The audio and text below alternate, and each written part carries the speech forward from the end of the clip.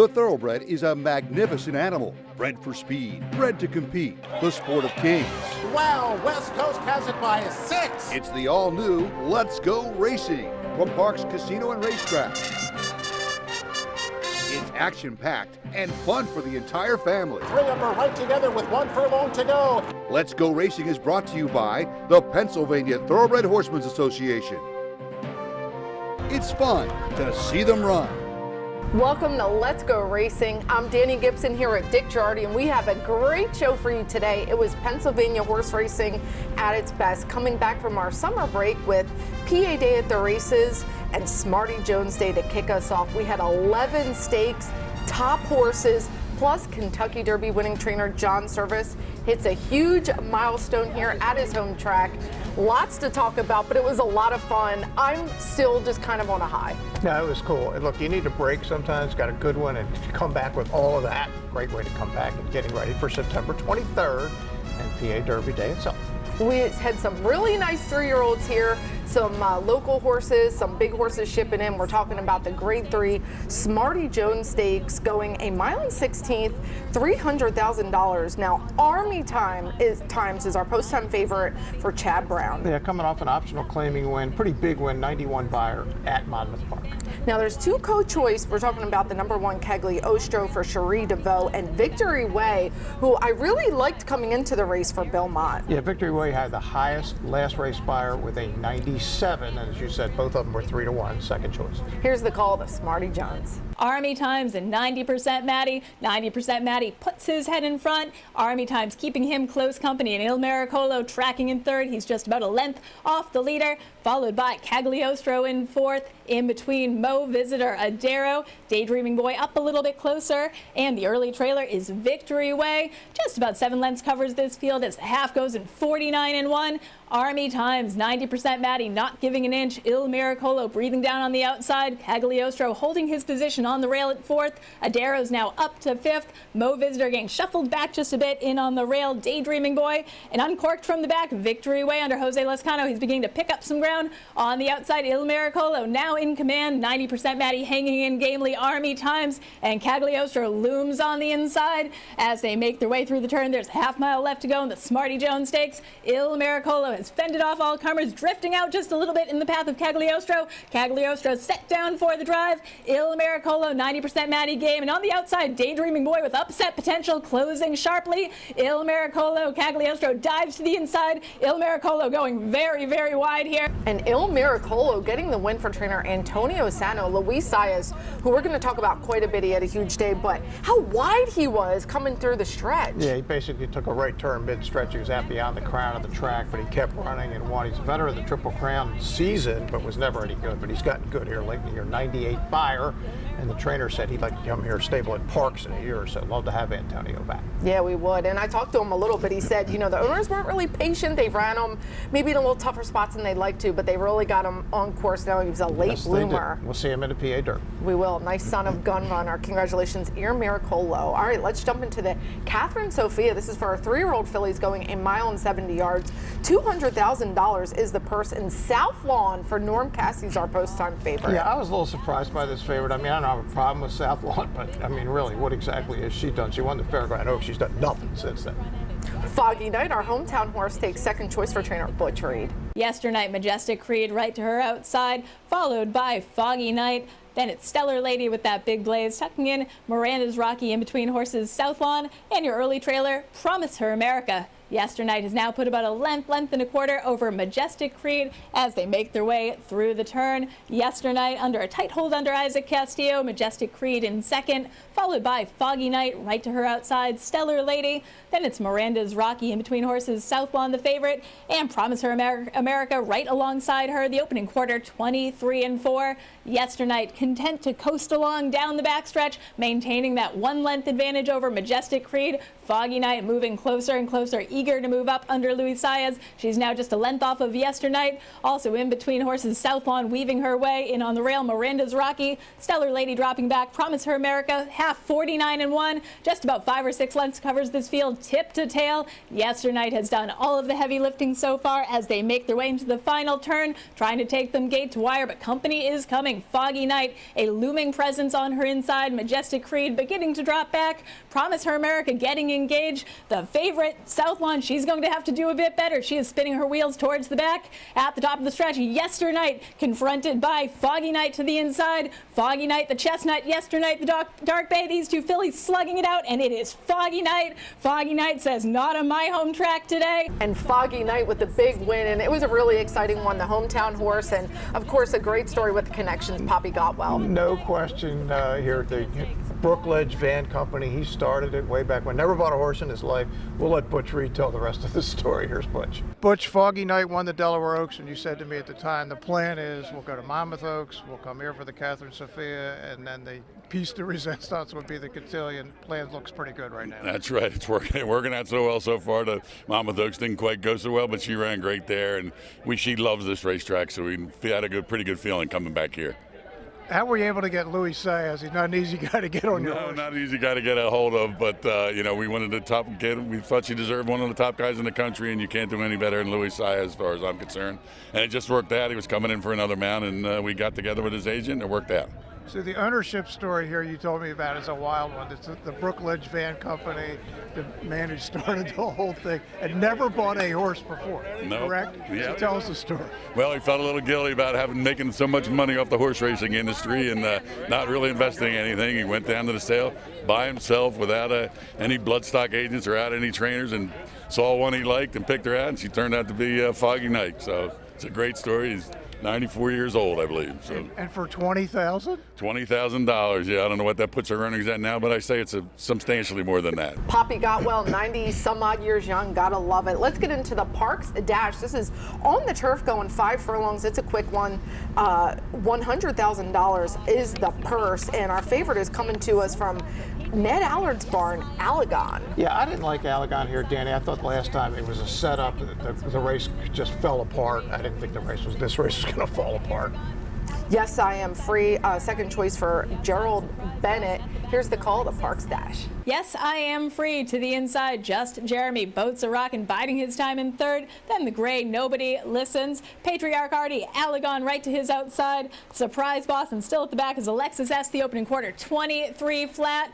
Just Jeremy on the inside. Yes, I Am Free. The Chestnut bearing down on his outside. On the outside, boats a rock, and Allegan unleashed with a wide trip. On the inside, Just Jeremy hanging tough. Patriarch Artie trying to sneak up the rail. Here comes the gray, Nobody Listens, charging down the center of the track, but Just Jeremy hanging tough on the rail. Patriarch Artie in between. Nobody Listens. Nobody Listens. Just Jeremy. Nobody Listens. Loud and clear. And Nobody Listens, the handsome gray getting the win. And really cool story. The owners were here. They all came in from Indiana, and they had Louis Saez aboard. They did, and he was the right guy to have. He rode in the 3 big stakes at the end of the day. He won them all. This was the first of the 3, and we got a chance to catch up with Louis.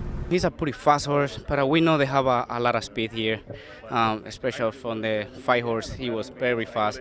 So I was thinking if I break running from there, probably we're going to go head and pretty quick. So my tactical was try to break from there good and then get a good position, put it in the clear on the top of the stretch, and everything came like the plan. When you swung out, did your eyes wide up say, hey, this looks exactly what I was hoping for? Yeah, definitely. He make a big move, and that horse can really run. He tried.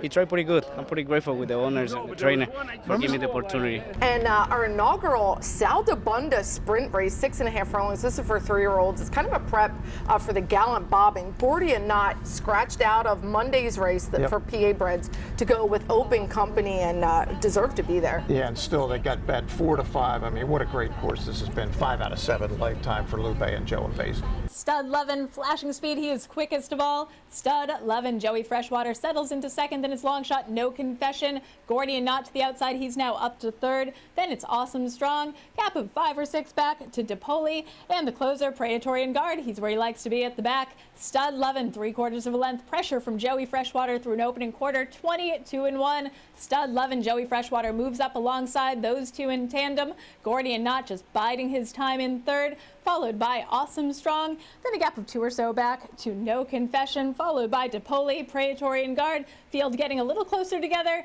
Stud Lovin maintaining a narrow advantage, but Joey Freshwater now puts his neck in front. Gordian Knott and Sylvester Gonzalez, they're beginning to move, ranging up on the outside as the half went in 46 flat, less than a half mile left to go. Gordian Knott confronting the top two on the outside and those white blinkers on the inside. Stud Lovin is hanging tough in between horses. Joey Freshwater down the center of the track. DePoli making up some ground. Gordian Knott has put away Joey Freshwater, now to contend with Stud Lovin. Here comes Praetorian Guard. Watch him on the outside. There's the 16th left to go. Gordian Knott on the outside. Praetorian Guard flying with every stride. Gordian Knott gets it done with Sylvester Gonzalez. Praetorian Guard was coming. Funny, I talked to Sylvester earlier. I said, look out, you know Praetorian Guard will be coming late, but gets the win. Owner breeder Joe and Basie, and we caught up with him. He's been good with us. This was an open race. It was an open stake too. So they get a little tougher as we go along. I'd have liked to see him a little stronger the last 16th of a mile. But you know what it is? He stayed a little too close on the backside. He doesn't like to be close. But he's been working so unbelievable. Like 5/8 and 57 and 2. It's like a crazy work on this racetrack. And he might have been feeling the effects of that a little bit. And it was a special day for Sal DeBunda. A lot of his law partners were here, and we got a chance to catch up with the former president of the PTHA. Here with the man of the hour. Sal, you had so many things at this racetrack. I mean, president of the PTHA for years, owning really, really good horses, helping with the slots bill. I mean, instrumental in that. Now to have a race named in your honor, what does that mean? Well, it's not only fabulous, but I really appreciate all the people that came out to celebrate this with me. It's been wonderful, it's a surprise and really wonderful. And the other thing I would say to you, look, I wish I could have left on my own decision making, but it didn't work out that way. That's the way politics is today. But I'm really pleased that the staff that Mike Bellezzi and I put in is all still here, serving the horsemen, and it really makes me happy that that's worked out. So, of all the things you did for the horsemen, Sal, is there one or two that you're particularly proud of? Well, I think that basically having us recognized as a part of the scene here. When I came here, we were just somewhat irrelevant, but I think that through the efforts of our people, along with Bob Green and everybody else on the front side, I think we've really achieved a great match between us, and we respect each other, so that's really worked out well. Excellent. Sal, congratulations. Thanks so much. Thank you very much. Oh, thank you so much, Sal, for all your service, and I know all of our PTHA and Parks horsemen really appreciate it. We're going to head to our first break, but you don't want to go anywhere. We have a lot coming up after this break. Midnight and Alaska, Golden Tabby getting a little bit closer. The Excite Center at Parks Casino, the region's hottest live entertainment venue. Check out your favorite concerts, comedy, boxing, MMA, all at the #1 casino in Pennsylvania. Don't miss the Pointer Sisters, Hollywood Walk of Fame 3-time Grammy Award winners, Saturday, September 23rd. The Pointer Sisters bring their solid gold hits to the stage of the Excite Center inside Parks Casino. Parks Casino, this is how you win. This is how you win. Tickets on sale now.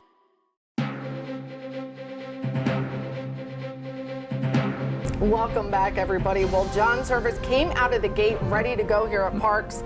Wins the maiden special weight. It was the first race on the card with Dewey Dewitt. He's a first-time starter, and he does get his 2,000th career win. Got to do it with all his friends and family here at Parks. Yeah, he'd been waiting a while, and he really wanted to get it here at his home racetrack where he's been since 1980, and we got a chance to catch up with John Service. And John Service looking for win 2,000. 2,000 wins for John Service. John, you've had so many great horses. Smarty, win the Derby, Preakness, Alabama winner, Kentucky Oaks, Breeders' Cup champions. What is it like to get 2,000? Where does that rank in your career accomplishments? You know, it's a feather in my cap, but more importantly, it says something about my clientele and my employees. You know, most of the guys that work for me have been with me for a long, long time. And that's their effort. You know, that's what they put into the game, and that's what we've gotten back. And the owners have given me the opportunity to run horses where they could be competitive, and it makes it available to get to 2,000. John, I remember talking to your wife, Sherry, after Smarty won the Preakness, and she said, you know, we weren't sure if we were ever going to get to this spot. Jostle was your first big horse. That kind of changed everything. Go back to the beginning. Did you ever in your wildest dreams imagine a number like this? No, before Jostle, we were just kind of treading water, to be honest with you, and making ends meet and getting by, and then Jostle jumped up and turned out to be runner-up for a 3-year-old filly champion and won a few grade ones that year and opened a lot of doors. We're going to get into our Pennsylvania Day at the Races, starting with the Dr. Teresa Garofalo Memorial. This is for fillies and mares. $100,000 is the purse. 6 furlongs, and Golden Tabby's our post-time favorite. Golden Tabby, 7-5, Jamie Ness, and John Fennell. Midnight in Alaska, all by herself, freewheeling on the front end under Sylvester Gonzalez. She's about 4 or 5 lengths over Golden Tabby. Gunfire Gal in third. Mia Tosca backing off a little bit there through an opening quarter, 22-1. Then in fifth, La Cienega had to check up on heels just there, remain anonymous. Sandria beginning to make up some ground from the back, but they're all going to have to get to Midnight in Alaska. She has had everything her own way so far as they make their way through the turn. Midnight and Alaska, Golden Tabby getting a little bit closer. Gunfire Gal has to do a little bit more. Switch to the outside. Mia Tosca is making another rally. Then it's Remain Anonymous. Sandria weaving her way up the rail. And at the back is La Cienega. It is Midnight in Alaska confronted by Golden Tabby. Sandria coming up the rail on the outside. Mia Tosca with a big bid. Anyone's race at this point. It is Mia Tosca on the outside. Golden Tabby. Gunfire Gal in it with a chance. Sandria on the rail, but it is Mia Tosca. And Mia Tosca with the big run on the outside gets the win. And Kate DeMasi actually trained for Dr. Teresa Garofalo, so this means a lot to her. We caught up with her after the win. I liked both the fillies. I really thought that Midnight in Alaska might, be able to, take it all the way. But I figured there was enough speed in here that maybe I'd get a nice piece. I got a better piece than a nice piece, but I'll take it. We're going to go into the Marshall Jenny Handicap. This is sprinting 5 furlongs on the turf. Again, $100,000 purse, and Whitty ships in as our post-time favorite. He does. I mean, we've seen this horse here before, and he always gives a big effort coming from behind. As they make their way around the turn, for Harp on the outside, Talented Man on the inside, and Whitty, a looming presence on the outside. Smooth B trying to sneak up the rail, nowhere for him to go. Talented Man has fended off all comers, but here comes Whitty charging down the center of the track on the inside. Talented Man trying to hang on. Whitty, Smooth B unleashed on the outside. Whitty and Talented Man will not be denied. And the Talented Man would not be denied. Held on with Andy Hernandez and Michael Moore. They started off with a great day. Yeah, when he gets in front, this horse just will not be passed, and we got a chance to catch up with this trainer, Michael Moore. Michael, this horse makes the front, just they cannot pass him. What's that about? It is incredible. I mean, today the whole stretch looks like Whitty's going to go by him. And I'm thinking, well, his second's good. I'll take a second, and then it's getting late in the race. Like, wait a minute, I might be able to win the race. And as they get to the wire, he just never lets them by. It's amazing. And next up is the Miss Blue Tie-Dye Stakes, $100,000, sprinting 5.5 furlongs. This is for 2-year-old fillies. A lot of maidens in here, but a really nice field. Yeah, kind of wide open. It was a lot of unknowns, but we get a chance to see what they look like when they ran on the track. And it is One-Eyed Jackie with a 16th left to go in command. One-Eyed Jackie, a quarter mile left to go. One-Eyed Jackie Serrani putting some pressure to her outside. The first-time starter flashing some ability. Jody's Ruby coming up the rail. One-Eyed Jackie is hanging tough today to half, 47-4. Serrani on the inside. Jody's Ruby sneaking up on the inside. One-Eyed Jackie getting leg weary here on the outside. Serrani inside. Jody's Ruby with a 16th left to go. These 3 fillies, anyone's race. Jody's Ruby on the inside with the momentum, and Jody's Ruby shines in the Miss Tie-Dye Stakes. And Jody's Ruby comes rolling home with jockey Abner Adorno. Nice 2-year-old filly. She's actually a full sister to Uncle Ernie. You guys remember her. He'll be coming up next in the Banjo Picker. Indeed, and this is John Service's win number 2001, and we got a chance to catch up with the winning jockey, Abner Adorno. Abner, a lot of 2-year-olds won't come on the rail and won't come from behind, but she did. What did you see that you thought she could do that? Yeah, she's a pretty talented filly. I know that the other filly from Jones Barn is pretty quick from the morning. She always tells that. So he told me to just sat on her and make her run from the outside, but actually they're going drifting out outside. So I decided it's plenty of room. Why not? She's coming to them, and as soon as she popped that lead, and she started coming, and we get the job done. We're jumping into the $100,000 Banjo Picker, sprinting 6 furlongs, and Uncle Ernie, Jody's Ruby's full brother, is our favorite. 6-5 off a lot of good paper for John Service.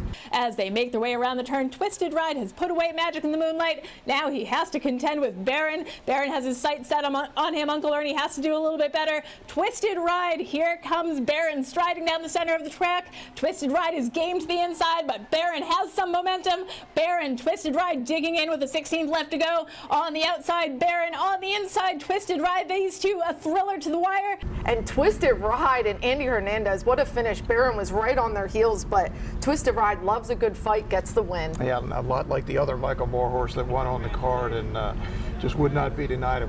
We talked to Andy Hernandez, the winning jockey after the race. Twisted Ride, he passed on the lead and the stretch, but if you check the race, he wait for the other horses. When he's bearing upside, he pick it up again and he got the race. Good work for Michael Moore. Did you know who it was coming up on your outside? No, I see the horse, that's it. I don't watch behind.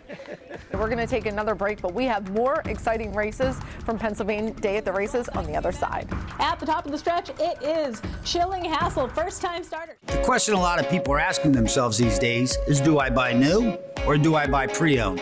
Here's what I'll tell you. New car inventories are still low and new car prices are still high. However, with the certified pre-owned Nissan at Chapman Nissan, we have a huge selection and you can save thousands over new. Plus a 7-year, 100,000-mile limited powertrain warranty, roadside assistance, 1-year prepaid maintenance, and so much more. And not for nothing. Can you really tell the difference? I can't.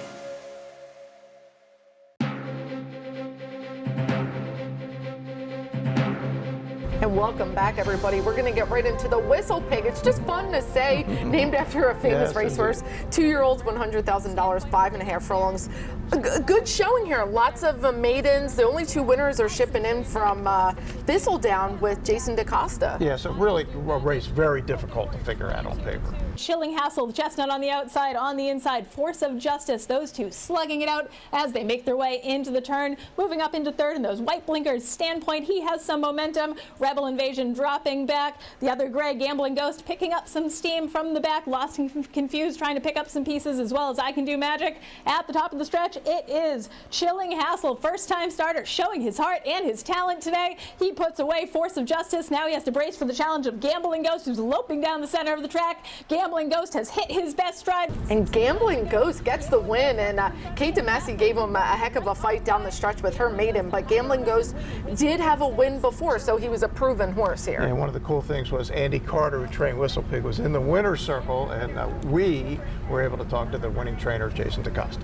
Does this horse have potential to be open company? That was a pretty strong finish there. Oh, definitely. He definitely looks like he's going to want to go longer. So, I mean, this was an encouraging run for him to run on going 5.5. So, I'm pretty hopeful that he'll improve. And we're moving right along at PA Day at the Races with the Storm Cat, one of my favorites race. This is 1.70 miles, $100,000. Lots of cool horses, but we do get Nimitz class here in for trainer Bruce Kravitz. Yeah, 3 to 5. I mean, this is a horse who's just had a phenomenal run. But you know what, Danny? The last couple of times finished second. I don't know if he has quite the same pop he had early in the year, but on paper he looks like the winner. By Land and Sea now puts away Alivar, gets the cue, and he opens up smartly here. Now puts a length, 2 lengths over his rivals. Nimitz class is in the clear. Now he's beginning to roll on the outside. Market Maven Alivar is dropping back. Nothing from King Kubale and Irish Cork still at the back. The half 48-2 as they make their way around the turn. There's a 1/4 mile left to go. By Land and Sea finds himself comfortable on the front end under Michael Sanchez, but Nimitz class looms in second. He is coming down on the inside. On the outside, the gray, By Land and Sea. King Kubale trying to pick up some pieces. By Land and Sea trying to fend off Nimitz class. And By Land and Sea, S-E-E, gets the win. And I know we talked about this. We just thought it was so impressive, so convincingly. What a cool horse. He runs on any surface, turf, dirt, synthetic. He's one cool dude. I thought he was the most impressive winner of the 2 days. I just was dazzled. 98 buyer. They're talking about making him a stallion here, Joe and Basie, next year in Pennsylvania. Michael Sanchez was dazzled as well. We talked to the jockey after the race. We all love him. He's such a great horse to be around. I mean, he does pretty much everything himself. You're just a pilot on top of him. turf, dirt. There's not many that are equally as good on both, and it looks like he's good wherever. Yeah, I think he can do anything. He's such a good horse. He tries hard all the time. I think we all glad to have a horse like this. We're going to lead to our final stakes race on Pennsylvania Day at the Races with the Mrs. Penny Stakes in mile and 16th on the turf. This is for our fillies and mares, $100,000, and good showing of some local horses, some ship-ins, and of course Butch Morning Reed. Macha was the 8-5 favorite, and I had no idea why. She has no grass form whatsoever, but people liked her anyway. I did not. Princess Runaway opened up a little bit of a lead here under Kendrick Carmouche. Looks comfortable on the lead. Getaway Palace trying to make a rally and make a race, and on the outside, keep your eyes on Nisi Marie. She is swinging wide, but she has a ton of momentum at the top of the stretch. It is Princess Runaway, Getaway Palace in a spin, looking for some room in between horses. Nisi Marie on the outside with the momentum. It is on the inside. Princess Runaway here comes in the spin, sneaking up the rail. Nisi Marie with the lead. And it was the other Butch Reed here horse, Nisi Marie, who's turning into quite the turf star. Nisi Marie, a great story, named after owner Mike Milan's late wife, and wow, she's really developing into quite the turf horse. For sure, it's a great family affair. Mark Reed bought the horse for $20,000, and of course Butch trains her, and she looks like she's getting better and better with each race. Butch, Nisi Marie has really blown up. She's gotten on the grass. How good is she? She's doing very well. This race today was very impressive. I thought she was going to be up closer to the lead, actually, than she ended up. But Abner did a real nice job, didn't panic, and was patient with her, and made his move when the time came, and he nice and wide, but she was really striding that well. Wow, those stakes races did not disappoint. Well, we're going to take another break. When we come back, we have more for you. Jockey and Trainer of the Week and Best of the Rest all coming up. The Pennsylvania Thoroughbred Horsemen's Association is the advocate for Parks Racing's horsemen and has worked hard to secure better lives for the hundreds of trainers and their families that work in the thoroughbred racing industry. Our horsemen benefit from medical coverage, trainer pension plans, and increased purses. Thanks to these horsemen, racing at Parks is the very best, providing entertainment for you and the entire family. The Pennsylvania Horsemen are proud to be part of the community and introduce a new generation of fans to the sport of kings.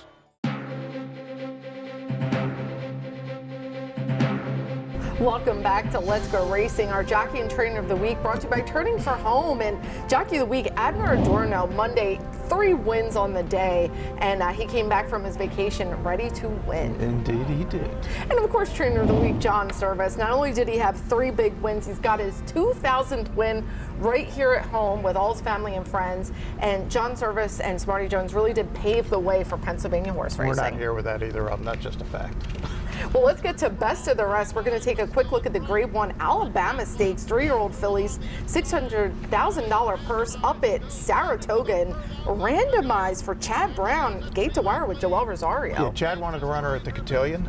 Seth Klarman said, I think we can get loose in the lead in the Alabama. She got loose in the lead. They never got near her. She ran huge. Wet Paint came on for second as the favorite, but unfortunately now we will not see randomized in the Cotillion. Well, the stakes horses didn't have all the fun.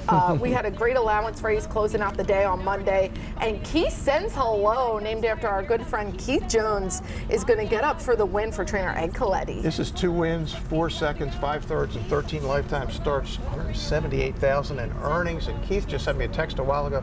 He had 2 hole-in-ones in 6 weeks playing golf, so he's on a roll right now.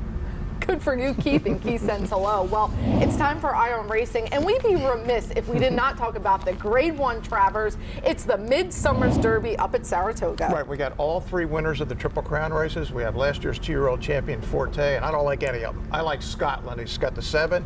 He's going to be loose in the lead from the outside. And who did he just beat? Il Miracolo, who just won the Smarty Jones. Scotland and the Travers. Well, DJ does his homework. We certainly like that. Well, we're going to wrap up today's show. It was a great one. Come hang out with us. We are back racing here at Parks Monday, Tuesday, and Wednesday. Post time's 12:40. Thanks for watching. Dick and I will see you next week on Let's Go Racing.